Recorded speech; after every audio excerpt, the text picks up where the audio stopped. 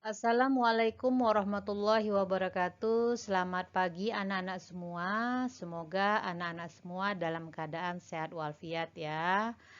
Nah, eh, walaupun kita di rumah, kita tetap menjalankan protokol kesehatan. Yang pertama, tetap jaga kesehatan, jaga kebersihan lingkungan, tidak usah keluar kalau tidak penting. Kalaupun keluar menggunakan masker, kemudian cuci tangan yang bersih, tidak berkerumun kalau tidak terlalu penting. Nah, anak-anak sekalian, sebelum kita memulai pelajaran hari ini, baiknya kita berdoa menurut agama dan kepercayaan kita masing-masing. Berdoa dimulai. Berdoa selesai. Nah, materi kita pada hari ini yaitu tentang tekanan. Pernahkah anak-anak mendengar tentang kata-kata tekanan? Oke, ada yang pernah, ada yang belum. Mungkin kalian beranggapan bahwa tekanan dalam kehidupan sehari-hari itu berbeda dengan tekanan yang ada dalam pelajaran IPA ya. Jadi bukan berarti wah saya kena tekanan. Bukan seperti itu ya anak-anak ya. Tapi tekanan ini biasanya bisa kita aplikasikan dalam kehidupan sehari-hari. Nah, tekanan yang hari ini akan Ibu jelaskan adalah tekanan zat padat. Sebetulnya tekanan bukan hanya zat padat, tapi bisa terjadi pada zat cair dan gas. Hari ini Ibu hanya akan menjelaskan konsepnya terlebih dahulu supaya kalian paham konsep tekanan itu seperti apa. Kita lihat slide selanjutnya. Nah, kompetensi inti pada materi tekanan yaitu memahami tekanan zat dan penerapan dalam kehidupan sehari-hari, termasuk tekanan darah, tekanan osmosis, kapilaritas jaringan angkur pada tumbuhan. Tujuan pembelajarannya adalah memahami fenomena yang berhubungan dengan tekanan zat padat, cair, dan gas. Nah, mungkin kalian bertanya-tanya, untuk konsep awal ini, Ibu pengen bertanya terlebih dahulu. Siapa yang pernah menggantungkan jam dinding atau menggantungkan bingkai foto? Nah, mungkin beberapa siswa ada yang pernah, ada juga yang tidak. Nah, kalau pernah, kamu tahu nggak kenapa sih paku yang menempel pada bingkai foto itu bisa menancap dan menembus tembok yang tebal? Ya, betul sekali. Itu semua karena adanya paku, ya. Paku yang bisa menembus tembok. Kenapa paku tadi bisa menembus tembok? Ya, tadi karena ya kita beri karena pada saat kita pukul ternyata dia punya tekanan. Apa itu sebetulnya tekanan? Tekanan adalah perbandingan antara jumlah gaya yang diberikan pada benda dengan luas permukaan. Jadi gaya itu pada saat kita memukul paku ini namanya gaya ya, force ya, gaya. Kemudian tergantung terhadap luas penampangnya. Jadi kamu lihat paku ini ya, paku ini ujungnya tajam dan yang ujungnya adalah luas penampangnya lebih besar. Jadi ada luas penampangnya yang kecil dan ada luas penampangnya yang besar. Nah, berikutnya kita lihat ketika paku yang memiliki permukaan yang runcing ya ditempelkan ke dinding, kemudian gaya yang kamu berikan pada paku cukup besar, maka tekanan yang dihasilkan akan besar. Nah, tekanan yang besar ini akan membuat dinding jadi berlubang. Nah, sekarang perhatikan. Kalau ini paku ya, paku ini kita pukulkan ya pakai palu ya, yang pukul pakai palu luas penampangnya besar, yang runcing akan kita tempelkan ke tembok. Nah, pada saat kita pukulkan ke tembok, maka paku ini bisa menempel ke tembok. Kenapa? Karena paku ini mempunyai tekanan yang besar. Tekanan yang besar itu terjadi karena apa? Karena luas penampangnya lebih kecil. Kemudian kita lihat berikutnya. Menurutmu apa yang terjadi jika yang dipukul adalah bagian runcing? Jadi kita balik ya. Yang kita pukul adalah bagian yang runcing. Sedangkan yang tumpul akan kita dekatkan dengan tembok. Kira-kira menurut pendapat kalian apa yang terjadi ketika dibalik? Apakah dia bisa menempel ke tembok, nak? Otomatis kalau kamu pengen dia nempel ke tembok, kamu harus berikan gaya yang besar, ya. Kamu harus pukul dia sehingga dia mempunyai gaya yang besar, ya. Tapi setelah kamu pukul-pukul, apakah dia langsung bisa menempel ke tembok? Jawabannya sulit sekali, nak, ya. Ya betul, kamu bakal kesulitan untuk mendorong bagian yang datar ke tembok, ya. Kamu berusaha agar paku tersebut dapat menembus tembok. Tapi percaya deh, kamu sekuat mungkin memukul ujung yang tajam ini, memasukkan yang luas penampangnya besar ke tembok, akan sulit sekali menembus tembok tersebut. Kenapa seperti itu? Karena dengan luas penampang yang besar, maka tekanan yang dihasilkan juga akan lebih kecil, walaupun gaya yang kamu berikan lebih besar. Nih. Nah, sekarang kamu lihat pada tekanan zat padat berikut ini. Contoh ini ada paku dipukulkan.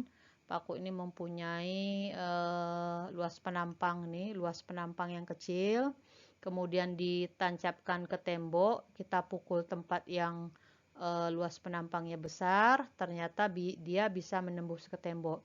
Tapi kalau yang ketiga, kita berharap dia bisa menembus tembok dengan luas penampang seperti ini, maka benda ini akan sulit menembus walaupun gaya yang kita berikan atau force yang kita berikan lebih besar.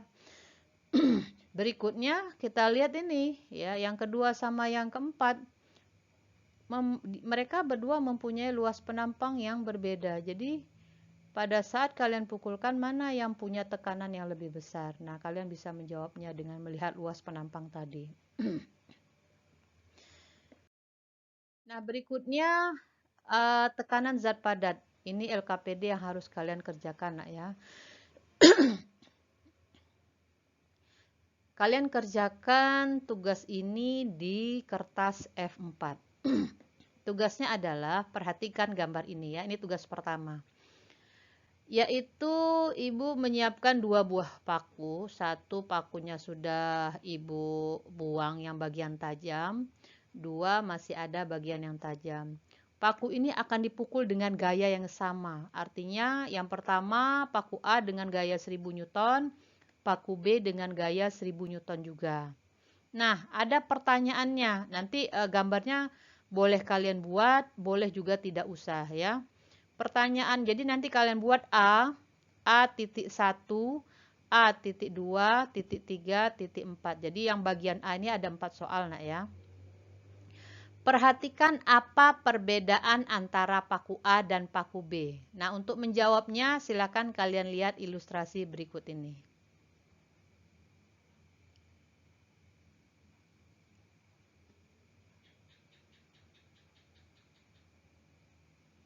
Nah, jadi kalian bisa lihat, ya, apa perbedaan antara paku A dan paku B.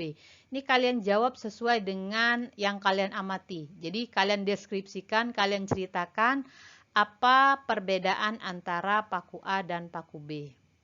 Kemudian yang nomor 2, setelah paku B menerima gaya F, apa yang terjadi? Jadi setelah paku yang A tadi, ya, setelah paku B ini menerima gaya, artinya kita pukul.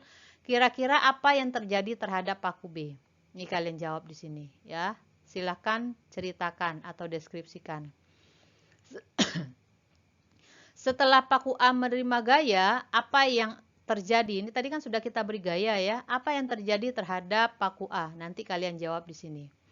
Nah, jelaskan mengapa demikian, ya. Jelaskan kenapa ada perbedaan ini, ya, antara paku A dan paku B, kenapa ada perbedaan, ya. Ini kalian jelaskan semuanya, ya. Ini tugas yang pertama di kertas F4. Berikutnya kita lihat nih, ada ibu-ibu menggunakan sepatu high heel, ya. Kalian perhatikan, kalau ibu-ibu pakai sepatu high heel, dia punya luas penampangnya yang kecil. Kemudian ada si bapak-bapak, ya, dia punya luas penampang sepatunya yang besar. Nah, jadi coba perhatikan, mereka berdua sama-sama kita suruh berjalan di lapangan sepak bola. Pertanyaannya, ya, mana dari gambar 1 dan 2 yang mempunyai tekanan yang lebih besar, ya? Antara gambar 1 dan gambar 2, mana di antara kedua gambar tersebut mempunyai tekanan yang lebih besar? Sesuai dengan konsep kita tadi bahwa, ya, kalau luas penampangnya kecil, maka tekanannya akan besar, ya enggak? Jadi kalau luas penampangnya kecil, maka tekanannya akan besar. Nah, sekarang kalau ibu ini jalan di lapangan sepak bola, ya, dengan tanah lempung seperti itu, dia mudah jeblos enggak? Oke, jawabannya mudah jeblos. Kalau dia mudah jeblos, berarti tekanannya besar apa kecil? Ya betul, tekanannya besar. Kalau dia mudah tertancap, berarti tekanannya besar. Nah, sekarang si bapak luas penampang sepatunya kan besar. Nih luasnya sepatunya besar. Berbeda dengan si ibu ini kecil banget ya. Kalau kita suruh jalan di lapangan sepak bola yang tanah lempung, mudah jeblos nggak kaki bapak ini? Tidak. Kenapa? Karena luas penampangnya besar. Ya, kalau luas penampangnya besar, tekanannya besar atau kecil? Kecil. Kenapa kecil? Karena bapak ini nggak mudah jeblos, nggak mudah tertancap ke tanah tadi. Kalau begitu, gayanya besar apa kecil? Besar. Supaya dia bisa melobangi tanah tadi, dia harus menekan-nekan tanahnya supaya kakinya bisa masuk ke dalam tanah tadi. Nah, dari kedua gambar tadi, apa yang dapat kita simpulkan? Kesimpulannya adalah yang pertama, perhatikan, semakin kecil, ya, jadi kita lihat di gambar ini, semakin kecil luas penampang sepatu, maka tekanan yang dihasilkan akan semakin besar. Artinya dia mudah jeblos kan? Berarti tekanannya besar. Sedangkan gayanya kebalikan. Kalau luas penampangnya besar, tekanannya besar, maka gayanya adalah kecil. Ingat, kecil, kecil, besar. Ya. Nah, kemudian yang berikutnya, kesimpulan yang kedua adalah si bapak tadi dengan luas penampang yang besar, maka mudah jeblos gak dia? Nah, sulit kan? Sulit jeblos kan? Dengan luas penampang yang besar, maka tekanan yang dihasilkan lebih kecil. Kalau tekanan yang dihasilkan lebih kecil, maka gaya yang dihasilkan lebih besar. Jadi apa? Besar, besar, kecil. Yang besar apanya? Besar luas penampangnya. Besarnya apalagi? Gayanya. Yang kecil apanya? Tekanan. Kalau yang luas penampang kecil, kecil, kecil, besar. Yang kecil apanya? Luas penampangnya. Yang kecil lagi apanya? Gayanya. Yang besar apanya? Tekanannya. Nah, dari konsep itu, ingat ada luas penampang, ada gaya, ada tekanan. Dari konsep itu dapat kita simpulkan secara matematis bahwa gaya simbolnya adalah F atau berat karena dia nanti dipengaruhi oleh gravitasi ya. Kalau kita menekan kan dipengaruhi oleh gravitasi. Gaya atau F ya, gaya simbolnya adalah F atau berat simbolnya adalah W, itu berbanding terbalik dengan berbanding terbalik dengan satuan luas tekanan, luas bidang tekanan atau A-nya. Dengan kata lain, tekanan sama dengan F per A, atau F adalah gaya, satuannya adalah Newton, sedangkan A adalah luas bidang tekan, satuannya adalah meter pangkat 2. Dengan kata lain bisa kita lihat bahwa P sama dengan F bagi A. Atau boleh juga kita lihat di sini bahwa P sama dengan W per A. Boleh ya. Kenapa? Karena W-nya ini tadi ya, dia termasuk berat. Berat itu dipengaruhi oleh massa dan gravitasi. Apa satuan W? Satuan W adalah Newton. Newton itu perkalian dari apa? Perkalian dari kilogram dan meter per sekon pangkat 2. Ya. Maka satuan P adalah Newton per meter pangkat 2. Tuh ya. Nah, pada gambar kita lihat manakah antara ketiga bidang ini yang mempunyai tekanan yang lebih besar. Kalian bisa lihat di sini mana yang punya tekanan yang lebih besar. Kita lihatnya di mana? Yang pertama tentu lihat di luas bidangnya ini ya. Bidang yang paling kecil dia mempunyai tekanan yang lebih besar. Nah, berikutnya kita lihat contoh soal ya. Contoh soal ini anggap saja satu pondasi balok beton ya, balok beton bangunan. Dia punya berat beton balok beton ini adalah 2000 Newton. Punya panjang 80 cm, punya lebar adalah 1 meter. Nggak sama satuannya. Kalau nggak sama diapakan? Disamakan dulu ya. Kita lihat W-nya adalah 2000 Newton, A-nya 8 cm kali 1 meter ya. Kemudian P sama dengan W per A. Tadi sudah Ibu katakan ya, boleh P sama dengan F per A karena dia dipengaruhi oleh gaya berat. Maka P sama dengan W per A. P sama dengan 2000 Newton per 80 cm kali 1 meter. Nah, 80 cm ini kan satuannya belum disederhanakan ya. Kalian sederhanakan dulu. 80 cm diubah ke meter jadi 0,8. 1 meter ini dikali 1 meter. Dikalikan 0,8 kali 1 hasilnya tetap 0,8. Ini 2000 ya. Ini 2 kali 10 pangkat 3 sama 8 kali 10 pangkat 1, coret 1 ya. Ini plus 3, ini min 1 ya. Disederhanakan, mereka dibagi boleh, disederhanakan boleh. Maka tekanannya adalah 2500 Newton per meter pangkat 2 ya.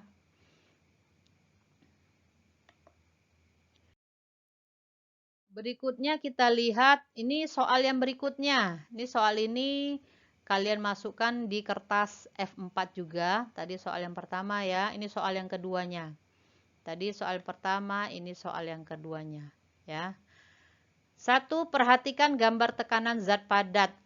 Tekanan padat terkecil terjadi pada gambar nomor berapa? Jadi tekanan yang paling kecil ini nomor berapa nak tekanannya ya?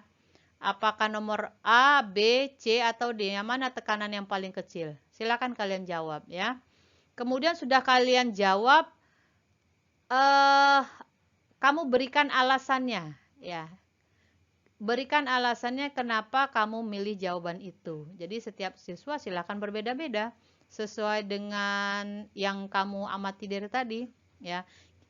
Kira-kira menurut pendapatmu mana yang punya tekanan paling kecil? Bukan tekanan besar ya. Mana yang mempunyai tekanan paling kecil? Kalau kamu milih jawabannya adalah yang C. Alasannya kenapa kamu milih C? Jadi seperti itu. Kemudian yang berikutnya saya kasih contoh soal ya.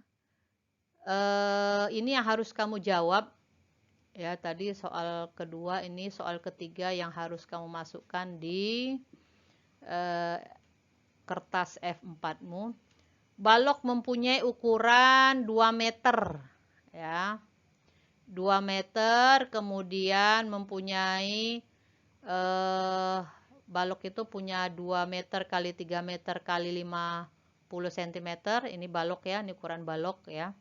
Bila berat balok tersebut 12.000 Newton, kira-kira berapakah tekanannya? Nah, kalian cari berapa tekanannya. Tadi sudah tahu ya bahwa tekanan itu nyarinya pakai apa? P sama dengan F per A atau P sama dengan W per A. Nanti kalian cari berapa hasilnya. Kemudian yang berikutnya adalah tentang tekanan zat padat ya. Ini soal berikutnya ya. Benda mempunyai massa 100 kg dengan luas bidang tekan 5000 cm pangkat 2. Bila percepatan gravitasinya 10 meter per sekon pangkat 2, berapakah tekanannya? Satuannya dalam Newton per meter pangkat 2. Ini sama dengan yang tadi. Ini soal berikutnya ya. Ini berarti soal yang keempat. Nah, soal ini kalian kerjakan di kertas LKPD, di kertas F4 tadi. Kemudian beri nama, beli kelas. Untuk pertemuan pertama materinya masih sedikit. Supaya apa? Supaya kalian ndak kaget nanti tiba-tiba kok materinya jadi luas banget, Bu. Nggak ngerti kami konsep awalnya. Maka konsep awalnya Ibu jelaskan dulu tekanan. Kenapa?